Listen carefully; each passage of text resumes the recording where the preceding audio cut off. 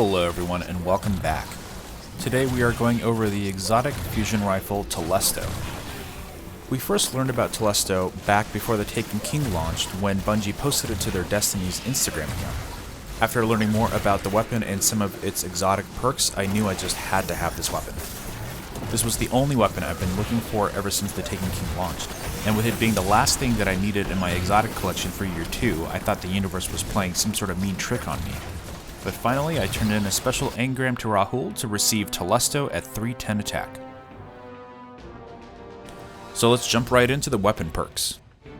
If you've ever heard Telesto referred to as the new Needler, you're not too far off. The intrinsic perk is Unplanned Reprieve. Fusion projectiles attach and detonate with a delayed void blast. I didn't even need to see this weapon in action to know that this was Halo's Needler reborn for Destiny. Telesto fires as expected for your fusion rifle, except that it leaves behind little mini projectile bombs that detonate a second later.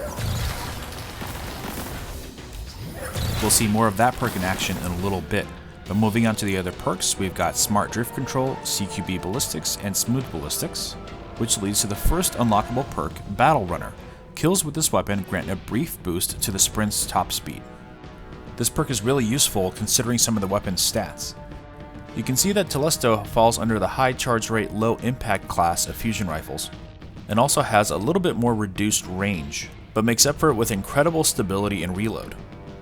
That means that you're going to be able to get in and out of hot situations with Telesto more often, and Battle Runner is going to make sure that you can get the hell out of there. Moving on to the second column, we've got Lightweight, Enhanced Battery, and Flared Magwell, all great choices. And that leads us to the final exotic perk, Harbinger Spark. Multi-kills with this weapon spawn orbs for your allies. And here you can see Harbinger Spark in action. I'm continuing to get a chain of multi-kills, and it keeps dropping an orb of light for every extra multi-kill I get. The great news is that it doesn't seem to have a limit. As long as you can keep getting multi-kills, it'll keep generating those orbs of light for your allies. Overall, I have to say Telesto is very fun to use and very, very effective. Generating all those extra orbs of light can really turn the tide of battle.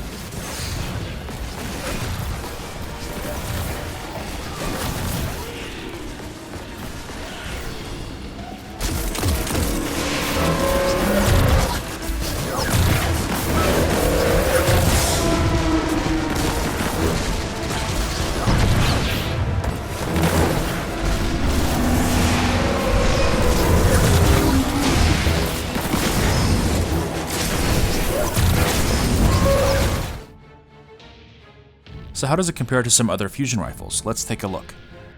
Comparing it to Midas Reckoning from the Raid, you can definitely see that Midas Reckoning is a high impact, low rate of charge fire, but the biggest shock is the difference in the weapon's stability.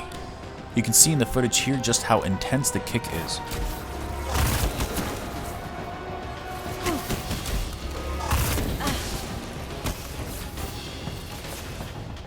Comparing it to Darkblade's Spite, you can see that it has a much better stability and reload, but it has an even lower charge rate. Weapons like these are the reasons I don't really like fusion rifles a whole lot, since they don't seem to be very practical. They're very effective in battle. I find a shotgun or sniper rifle can be a lot more effective. And now we're back to Telesto just for some reference. I just can't get enough of those delayed explosive projectiles.